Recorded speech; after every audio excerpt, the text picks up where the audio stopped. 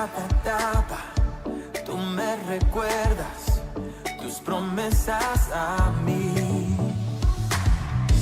No hay quien detenga lo que tú empiezas. Dios bendiga sus vidas, iglesia amada. Qué lindo poder volver a vernos. Qué lindo poder tener este espacio de día domingo que es exclusivamente para el Señor. ¿Cuántos dicen amén? Usted ya está aquí, usted ya vino a este lugar. Muchos que se levantaron temprano para llegar a la casa del Señor y ya está acá. Entonces, si está acá, es para glorificarle a Él, para que Él sea el más importante en esta mañana. Amén. Amén. ¿Cuántos creen que tenemos un Dios que no improvisa nada? Amén. Dios no improvisa absolutamente nada, porque Dios no es un Dios improvisador. Así es la palabra, ¿no? No es aquel que improvisa, ¿cierto? En el momento, en el tiempo, como muchas veces los hombres, que muchas veces improvisamos algo. Más el Señor es un Dios que sabe y entiende los planes y los propósitos que Él mismo ha diseñado. Él es el Dios diseñador. Él tiene un plan y ese plan lo va a llevar a cabo, queramos o no queramos. Dios va a llevar un plan a cabo en nosotros, en nuestra vida. Tú eres parte del plan del Señor, ¿lo sabías? Y si Dios te tiene acá en este lugar, porque había un plan con el Señor para con tu vida. Y ese plan el Señor lo quiere llevar a cabo, siempre y cuando tú y yo dejemos que Dios lleve ese plan a cabo. Si nosotros no queremos, no va a pasar nada. Y Dios no hace nada de lo que nosotros no queremos hacer. Si tú no quieres hacer, Dios no va a hacer. Pero si tú quieres, Dios lo va a hacer. Amén. Porque está en el querer como en el hacer. Y cuando el Señor se mueve de una forma, ¿cierto?, sobrenatural, es porque nosotros también lo vemos sobrenatural. Pero después de todo, es el plan que Dios diseñó desde antes.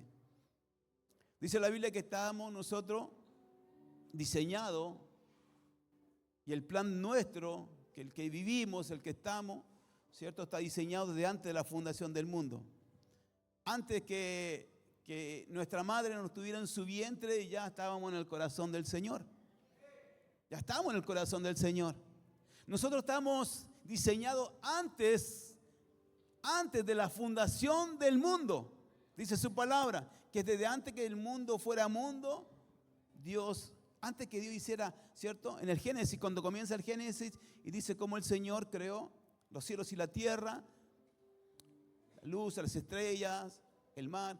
Antes que hiciera todo eso, ya estábamos nosotros insertos en el corazón del Señor. Amén. Y antes de continuar, yo quiero hacer algo, quiero manifestar algo muy importante que aconteció el día de ayer.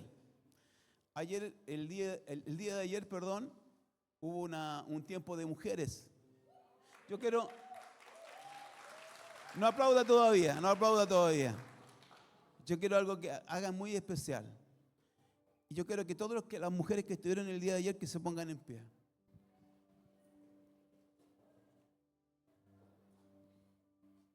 Las que estuvieron ayer eran mucho más de las que están hoy día. Pero quiero que las que están en pie, las que pudieron venir, denle un fuerte aplauso al Señor. Eso.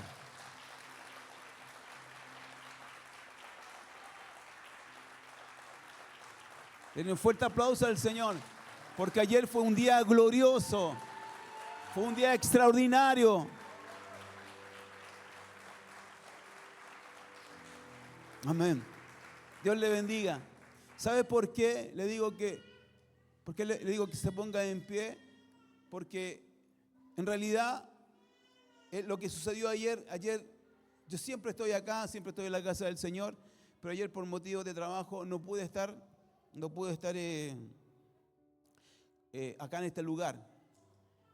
Pero sabía y creía en mi corazón que iba a ser un día extraordinario.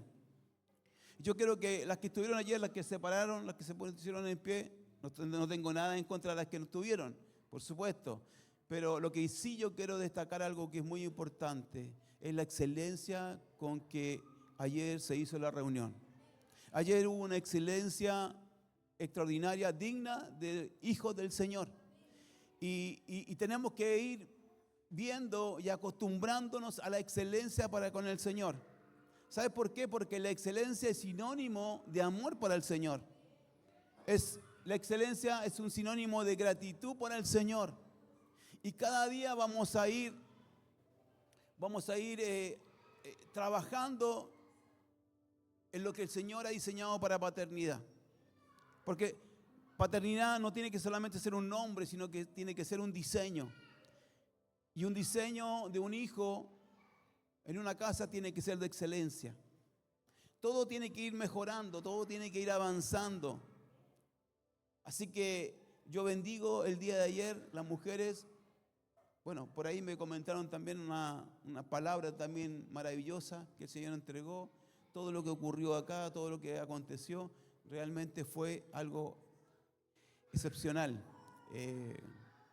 Creemos que fue la primera reunión, pero fue una reunión maravillosa. Así que Dios bendiga a nuestras mujeres.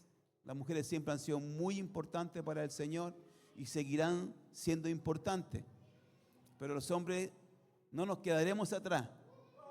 Los hombres vamos a impactar el corazón de esta casa y vamos a impactar también el corazón del Señor. Amén.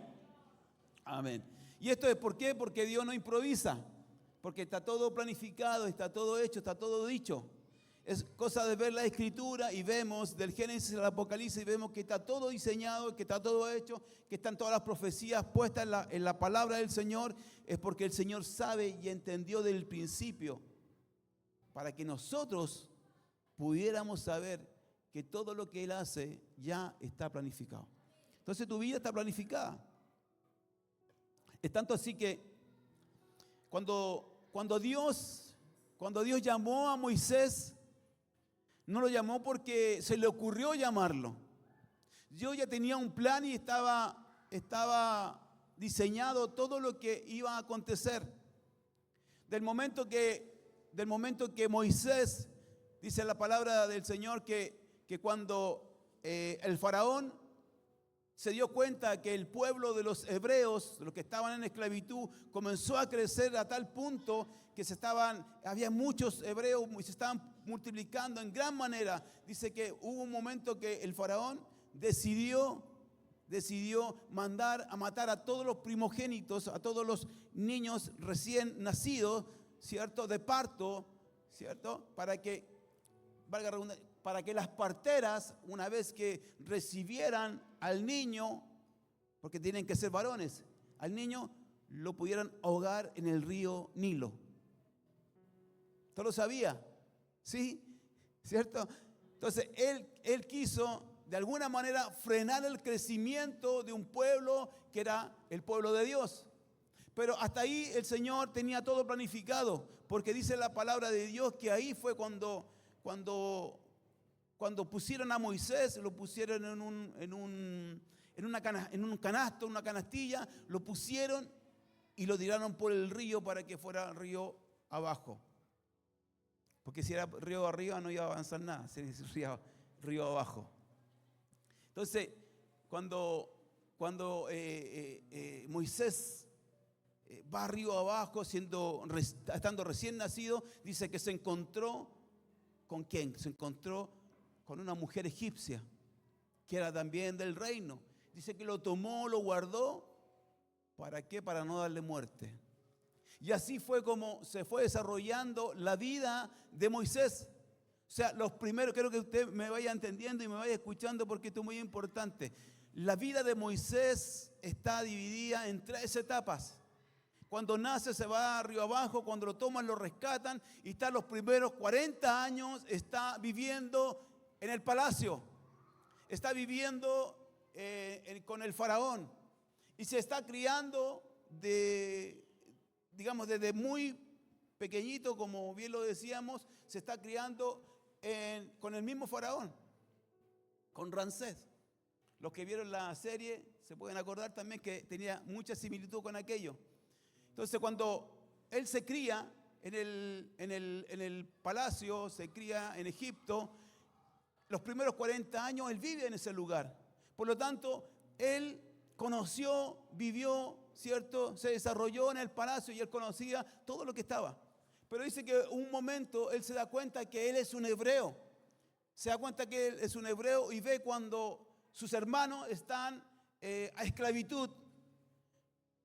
Y vio, dice, que uno de los egipcios golpeaba a uno de sus hermanos hebreos. Dice que él se irritó a tal punto que golpeó, defendió a su hermano hebreo y dio muerte al egipcio. Pero dice que ahí vino un momento de temblor, vino un momento de angustia, vino un momento de miedos sobre él. Y dice que él huyó. Yo te pregunto, ¿estaba en el corazón de Dios? Yo te digo sí, porque Dios no improvisó aquello. Estaba en el corazón de Dios. Y él huyó, se fue al desierto. Y él, después de la segunda etapa, ¿qué es lo que hace? Él vive 40 años más en el desierto, pero como pastor. Él criaba las ovejas de su suegro Jetro. No sé si ustedes me acompañan un poquito en la historia. Los que leen saben lo que estoy diciendo y los que no, bueno, tienen que aprender de esta historia porque es muy interesante y es una historia muy bella. Pero él estuvo 40 años, él tuvo su mujer, tuvo 2 hijos y él se desarrolló siendo pastor de ovejas. Es curioso, la Biblia habla de su suegro y no habla de su suegra.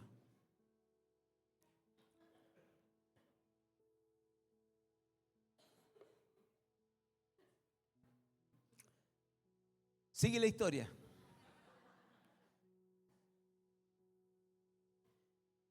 Estuvo esos 40 años ahí pastoreando. Dice, hasta cuando un día se enciende una zarza que ardía, pero no se consumía. Era curioso porque cuando se enciende algún fuego siempre se consume lo que se está quemando, por decirlo de alguna manera. Entonces dice que la zarza ardía, estaba en fuego, pero no se consumía. Y ahí fue el primer encuentro directo que Moisés tiene con el Señor. Y él va, curiosamente, como estaba ahí en aquel lugar pastoreando las ovejas, dice que él va donde está esa zarza que estaba ardiendo para ver qué es lo que estaba ocurriendo. Y ahí es cuando el Señor le habla. Le dice, quita tu calzado, porque el lugar que estás pisando, santo es. Ese primer encuentro no fue fortuito.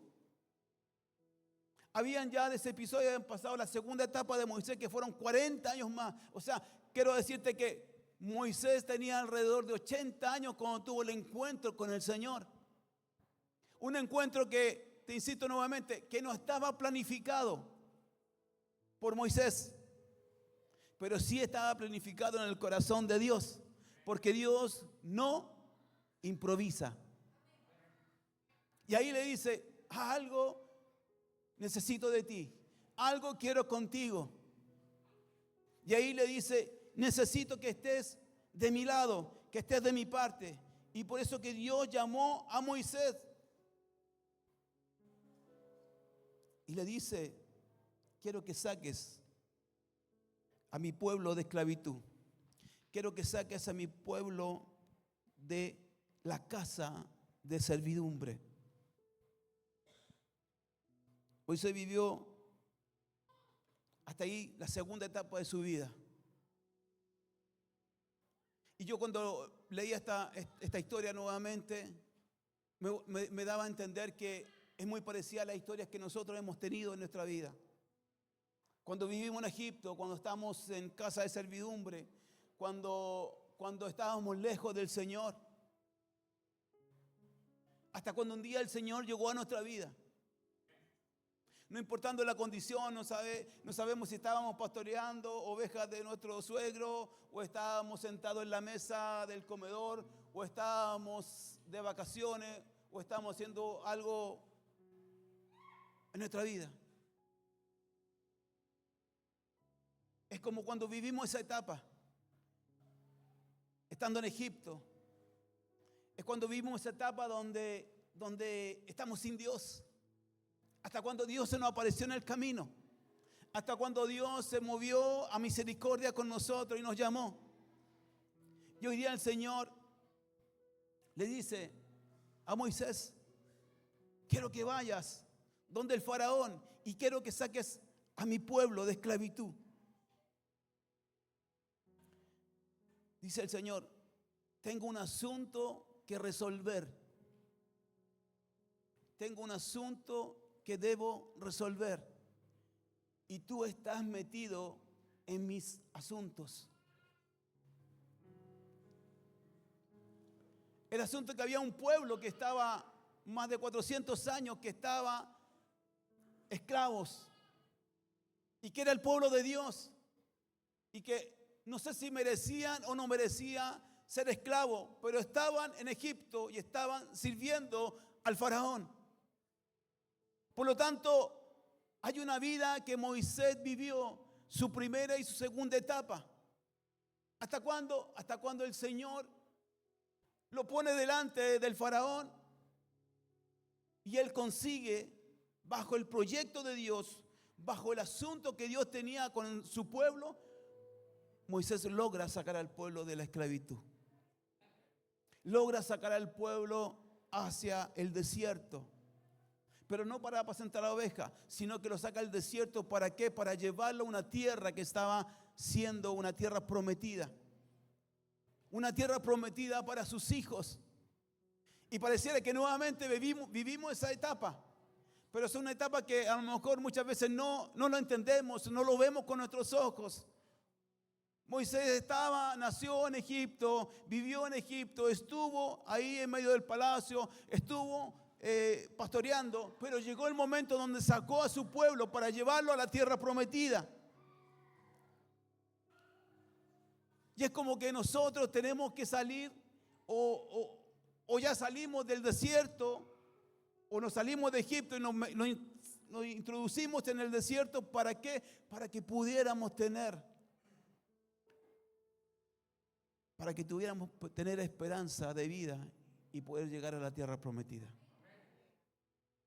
Dice la Biblia que hay una tierra que es una promesa para nosotros. Hay una vida eterna que es una promesa para nuestra vida.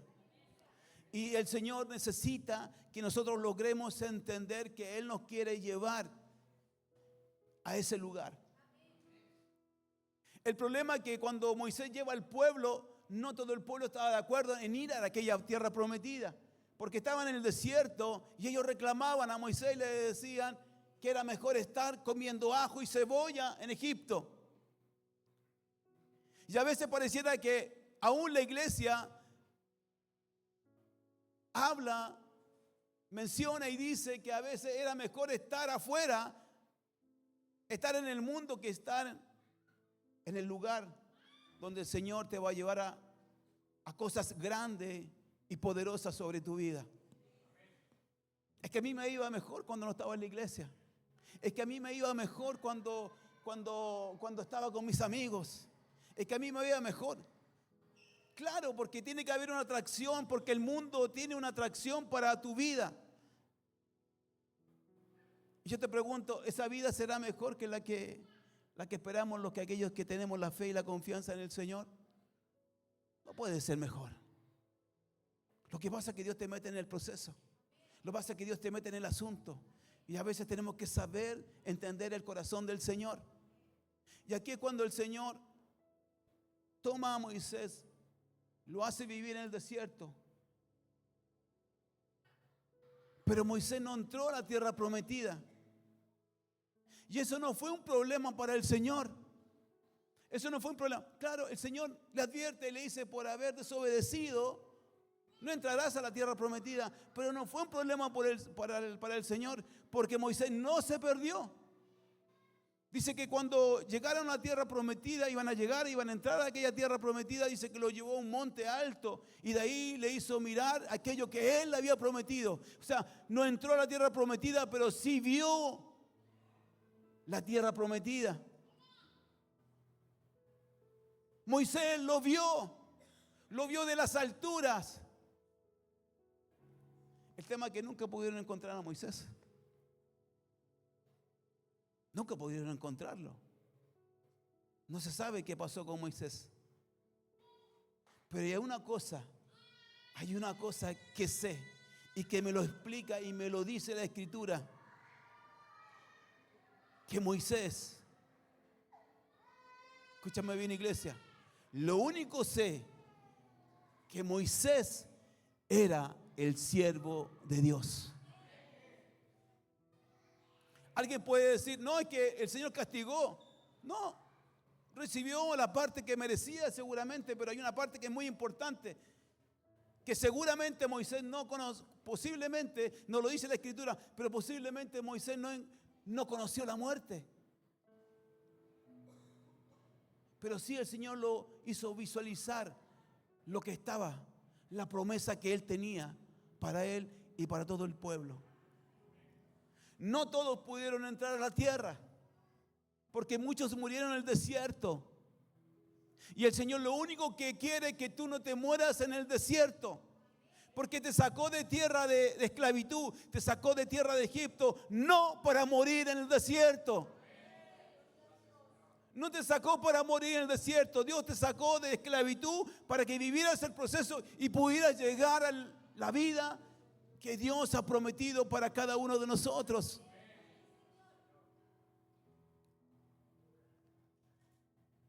No permitamos morir en el desierto.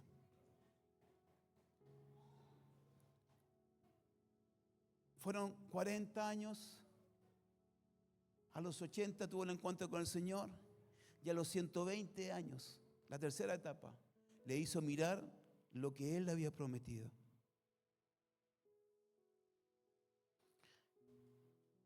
¿Y por qué te digo que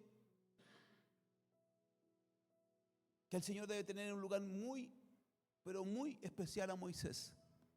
Sin lugar a duda. Porque después que muere Moisés, o desaparece Moisés, ¿cierto?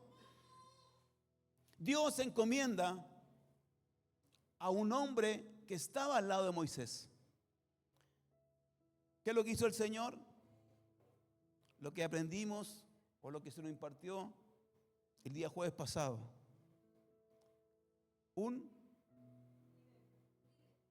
No.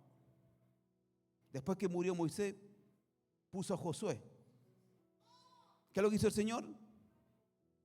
Dígalo fuerte.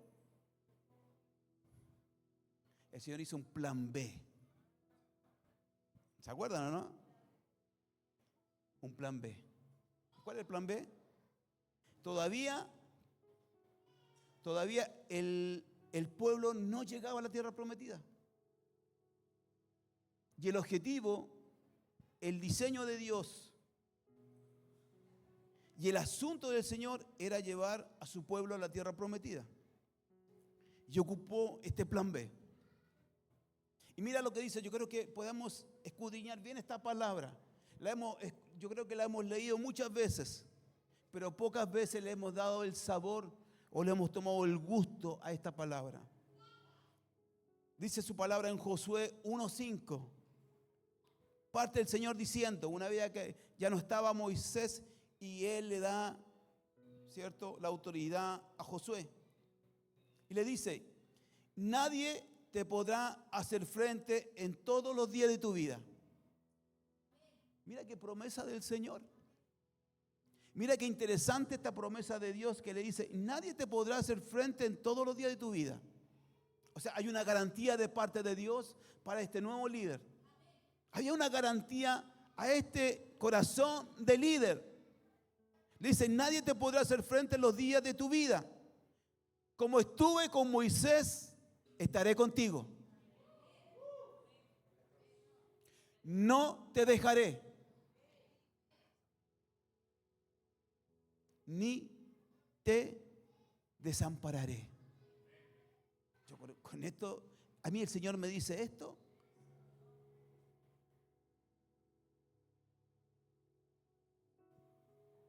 Esta palabra también es para nosotros. Y más adelante dice, esfuérzate y sé valiente. No dice, no te esfuerces. Con mínimo esfuerzo, como decíamos el jueves. Dice, esfuérzate, empodérate, esfuérzate y sé valiente.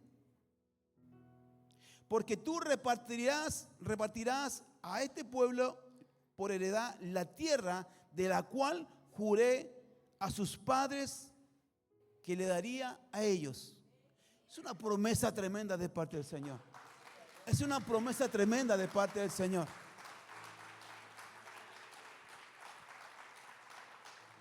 Quizás cuántas veces la hemos leído y la hemos pasado como una lectura tan literal, pero no nos hemos dedicado a desmenuzar esta palabra, esta promesa tan maravillosa que Dios le hace a un nuevo líder, a un nuevo hombre.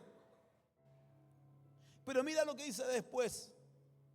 Dice, solamente esfuérzate y sé muy valiente. Esa es la condición que Dios te pide. Solamente esfuérzate y sé muy valiente para cuidar de hacer conforme a toda la ley de ¿quién? De mi siervo Moisés. Moisés era el siervo de Dios. Nunca el Señor lo desechó. Nunca lo quitó del camino, sino que le dice solamente esfuérzate a Josué, esfuérzate y sé muy valiente para cuidar de hacer conforme a toda la ley de mi siervo Moisés. Te mando. No te apartes de ella ni a diestra ni a siniestra, para que seas, no te apartes ni a diestra ni siniestra, para que seas prosperado en todas las cosas que emprendas.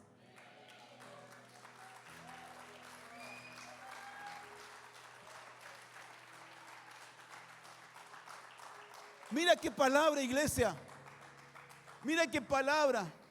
El Señor no solamente dice que vas a tener una tierra prometida, que vas a tener un lugar maravilloso, que va a entregarte la heredad que Él prometió, sino que Él además dice, y que todo lo que emprendas, que todo lo que hagas te irá bien. Dios quiere que te vaya bien. Dios quiere que te vaya bien. Dios quiere que seas prosperado en todo. El otro día yo escuchaba, por cosas, escuché un reel donde un pastor hablaba y decía que, y yo deseo en mi corazón que prosperen en todos tus caminos. Y esta persona hacía mención que esto no lo había dicho Dios. Estamos hablando en el libro de Juan, si no me equivoco, en la primera epístola de Juan. Dice, pero Dios nunca dijo que te iba a prosperar, sino que el apóstol, el que estaba mencionando esto. Y aquí yo estoy viendo que lo que Dios está diciendo, que será prosperado en todo lo que emprendas. En todo lo que emprendas, es el deseo de Dios para nuestra vida, que lo que emprendamos nos vaya bien, que lo que hagamos nos vaya bien. Así fue como Dios bendijo la vida de Josué, del plan B que Dios tenía. Nunca desechó, lo reitero, nunca desechó a Moisés. Y mira qué curioso, dice que cuando el faraón siguió al pueblo de los hebreos en el desierto, cuando salieron de Egipto, dice que el Señor a través de Moisés abrió el mar rojo, ¿cierto? Dice que entraron en seco y ellos pudieron atravesar el mar rojo y entraron en seco. Ojo, que hay evidencias, yo lo comenté hace un tiempo atrás, hay evidencias que en el mar rojo se encontraron ruedas de carruajes. En el fondo, tapado con la arena, con todo aquello, pero se encontraron vestigios que había carros que se habían destruido en el fondo del mar rojo. Dios le permitió abrir el mar rojo. Al siervo de Dios le hizo permitir abrir el mar. Pero mira, y con Josué, ¿qué es lo que dice? que cuando Josué entró a la tierra prometida, le abrió el Jordán. Con uno abrió el Mar Rojo y con otro abrió el Jordán. O sea, lo mismo, la misma unción que tenía Moisés, la tenía también Josué. Y dice la Biblia que Josué tuvo que ir porque tenía que esforzarse, tenía que ser valiente. ¿Y qué tenía que hacer? Conquistar los pueblos que estaban en aquella tierra, en la tierra de Canaán. Habían pueblos, no era una tierra que estaba desierta. Dice la palabra que habían gigantes en ella, que había una ciudad de hombres paganos. Y por eso tuvo que ser fuerte y valiente, porque él tuvo que pelear. Él tuvo que ir y conquistar cada una de las cosas. Y hoy día el Señor te dice, anda, ve, conquista, pero conquista en mi nombre. Conquista en mi nombre para que el mundo sepa que no lo hiciste tú, sino que lo hice yo por medio de ti. Cuando conquistamos, conquistamos para Él. Cuando hacemos para Él. Porque Él es el que tiene que llevarse la gloria. Él es aquel que se lleva la gloria y no nosotros. Y no nosotros.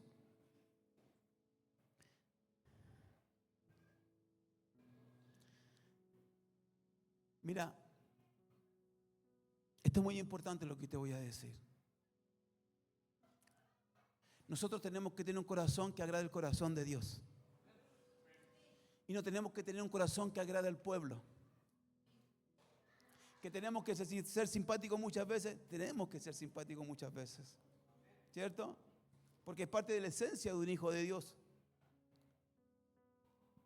Aunque algunos no son muy simpáticos, pero debemos ser simpáticos, ¿cierto? Cariñosos, amorosos. Dice la Biblia que Saúl, su corazón agradaba al pueblo. Agradaba al pueblo. Y David agradaba al corazón del Señor. Mira esa diferencia entre dos reyes, donde uno agradaba al pueblo y otro agradaba al corazón de Dios. Pero hay una diferencia. En los reinados hubo una diferencia. Que Saúl llamaba a los hombres a ser parte de su ejército. Y la diferencia de este que agradaba al corazón de Dios, que los hombres buscaban ser de su ejército. O sea, Saúl llamaba a los hombres para que fueran de su ejército. Y a David lo buscaban para ser parte de su ejército. ¿Se recuerdan la cueva de Adulán? ¿Se recuerdan los que estaban con problemas, con dificultades, los que estaban endeudados, los que estaban totalmente fuera? Esos llegaron a buscar aquel que era el rey que agradaba el corazón de Dios. Entonces, ¿qué debemos hacer nosotros? Agradar el corazón de Dios. Nuestro corazón tiene que agradar el corazón de Dios y no el corazón de los hombres. Hay cosas diferentes en él. David murió de anciano. A Saúl lo mataron. Lo mataron a él y mataron a sus hijos y a todo su ejército. Pero David conquistó, reinó. Nunca perdió una batalla, así como Josué nunca perdió una batalla, porque tenía un corazón conforme al corazón de Dios.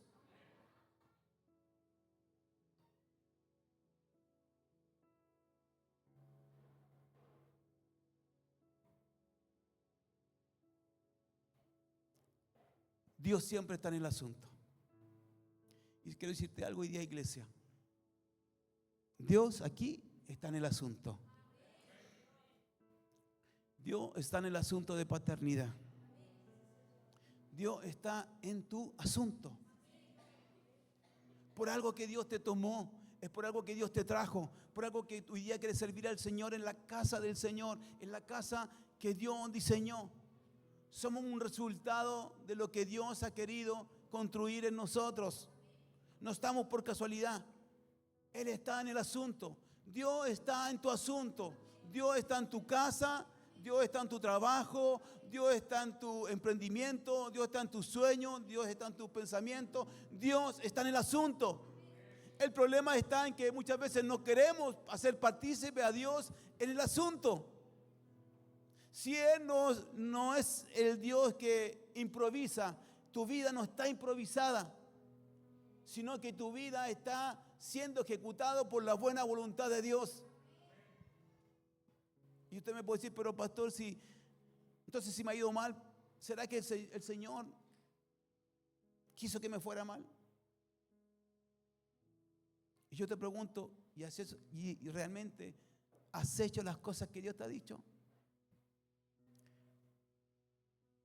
Porque si tú has hecho todo lo que Dios te ha dicho, significa que Dios se equivocó en tu vida.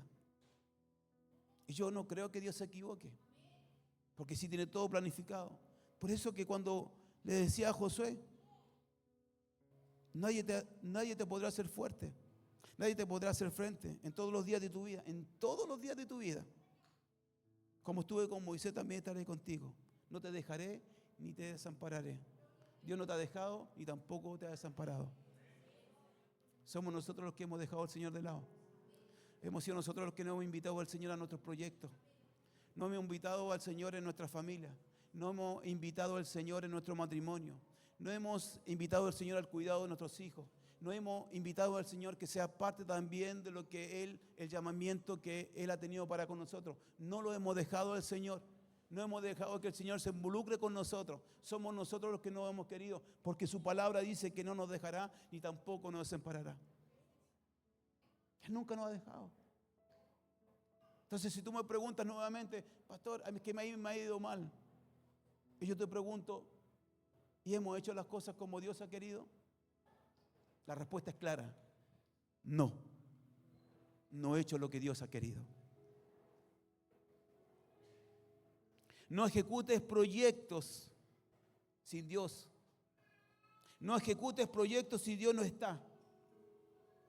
No hagas familia si Dios no está. Escúchame bien lo que estoy diciendo. Esto lo anoté anoche, lo puse ahí el Señor en mi corazón. No ejecutes proyectos si Dios no está. No hagas familia si Dios no está. No hagas amistades si Dios no está. No hagas alianza si Dios no está.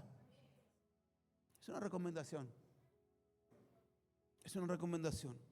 Siempre Dios quiere estar. Pero cuando Él no está, no sirve. Porque cuando Dios está en el asunto, nadie te podrá hacer frente. Cuando Dios está en el asunto, nadie te podrá hacer frente.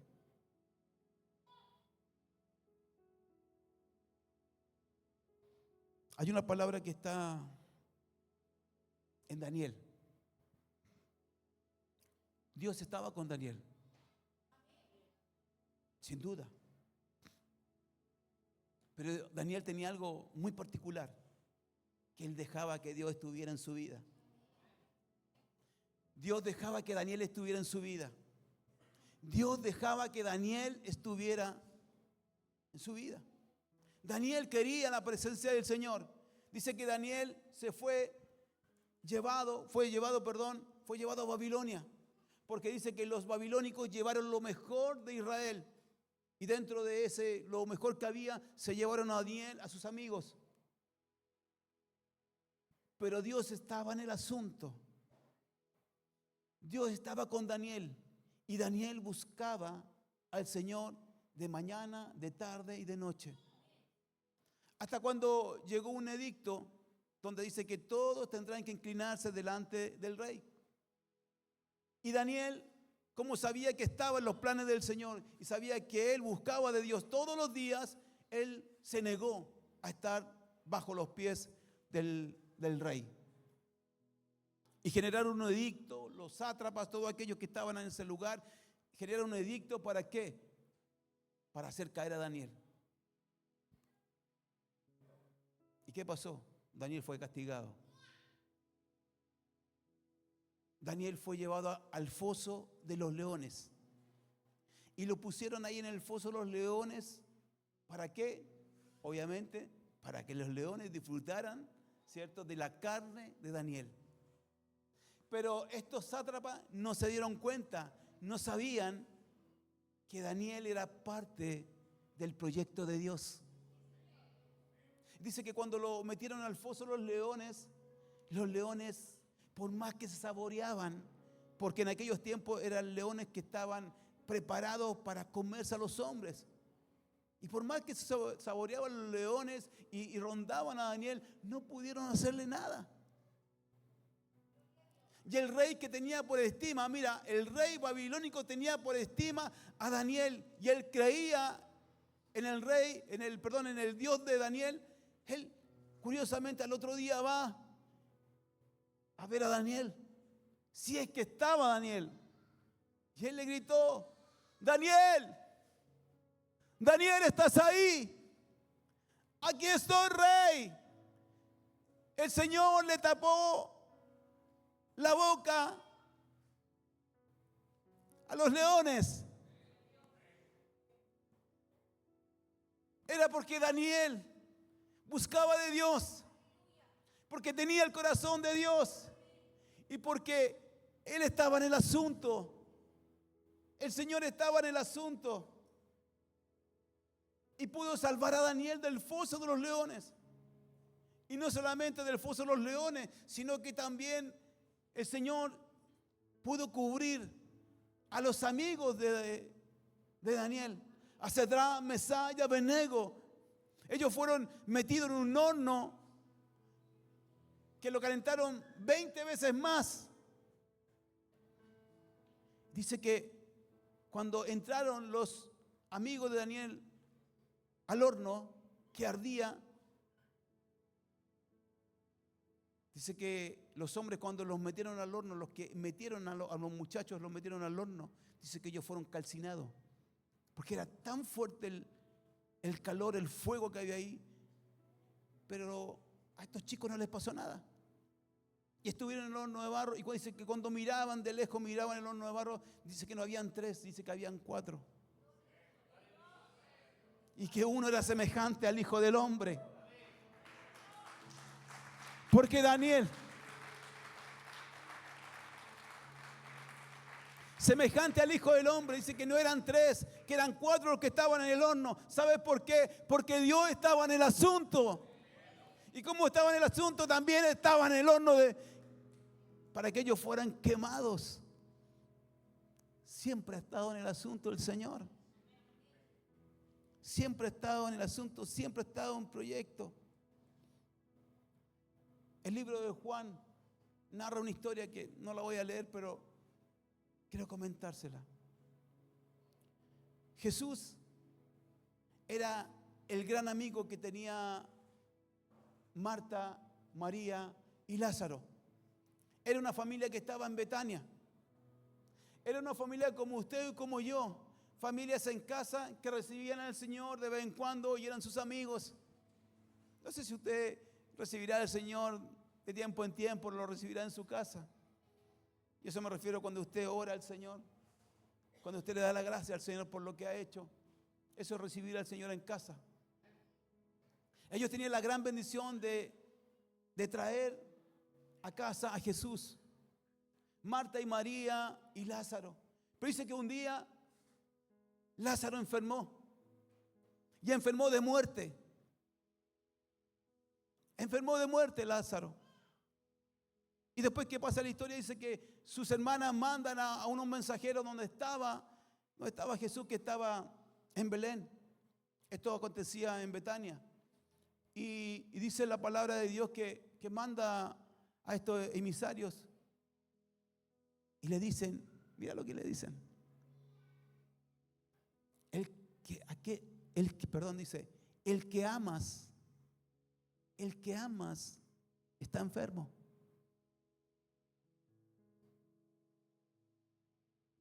El que amas, mira, tenían tanta convicción que Jesús les amaba. Y estos mensajeros le dijeron, El que ama está enfermo. Y Jesús le dice, está bien. Su amigo, al que ama, está enfermo. Ok, me voy a quedar aquí. Los discípulos decían, Señor, será para muerte. Y Jesús le dijo, es para que se glorifique el Señor, para que se glorifique mi Padre. Y muchas veces el Señor se ha querido glorificar en cada uno de nosotros. Y no hemos visto su gloria porque no lo hemos invitado al asunto que tenemos. Había un asunto de enfermedad, había un asunto de muerte en la vida de Marta y María y Lázaro. Pero dice después la historia que después ellos volvieron. Volvieron los discípulos, volvió Jesús, volvió a Betania y salió al encuentro. Salieron al encuentro su hermana y le dice, Señor, le dice, si hubieses estado aquí, mi hermano no hubiese muerto. Si hubieras estado aquí.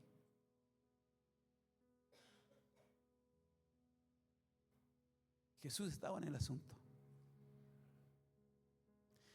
Y Jesús dice, ¿dónde le pusieron? Ya Lázaro estaba muerto, llevaba días muerto. Y Jesús le dice, ¿dónde le pusieron? Y lo llevaron a la tumba de Lázaro. Dice su palabra que ahí el Señor miró a los cielos, oró y les dijo, abrid la tumba. Le dice, la hermana le dice, Señor, hiede. ¿Qué le dijo? Está con mal olor. Lleva más de 4 días muerto. Pero el Señor le dijo, y como Dios estaba en el asunto, le dice, Jesús estaba en el asunto, le dice, abra la tumba. Y cuando vieron la tumba, el Señor le dice, Lázaro, sal de ahí. Es como que el Señor día te dice, sal de ahí. Sal de donde estás. Sal de tus pensamientos. Sal de la comodidad. Sal de ese lugar. Sal del confort. Porque hay un precio que pagar.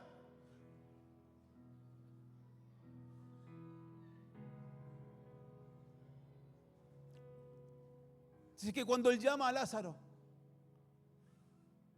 Lázaro sale. Y él dice, quitadle las vendas.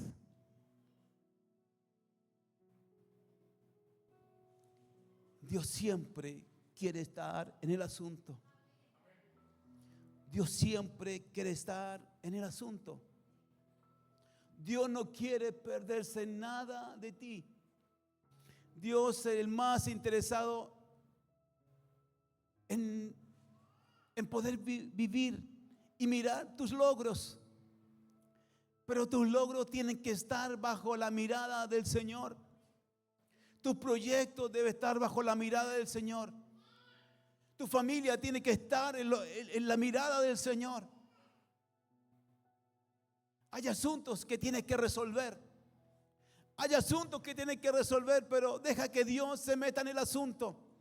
Porque Él quiere estar en el asunto. Porque Él una vez más lo dice, no te dejaré y no te desampararé. Y no solamente eso, sino que la promesa del Señor también dice, y todo lo que emprendas y todo lo que hagas prosperará. O sea, ¿qué es lo que quiere el Señor? ¿Meterse en los asuntos para qué? ¿Para destruirnos? No, lo que quiere Dios meterse en nuestros asuntos ¿para qué? Para bendecirnos, para que seamos prosperados.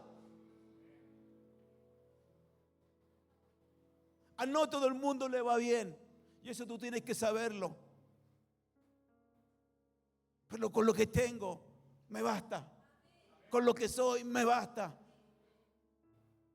Porque sé que soy pasajero en esta tierra. pero lo que tengo, lo tengo por Él. Y lo que vivo, lo vivo por Él. Y quiero vivir intensamente para Él.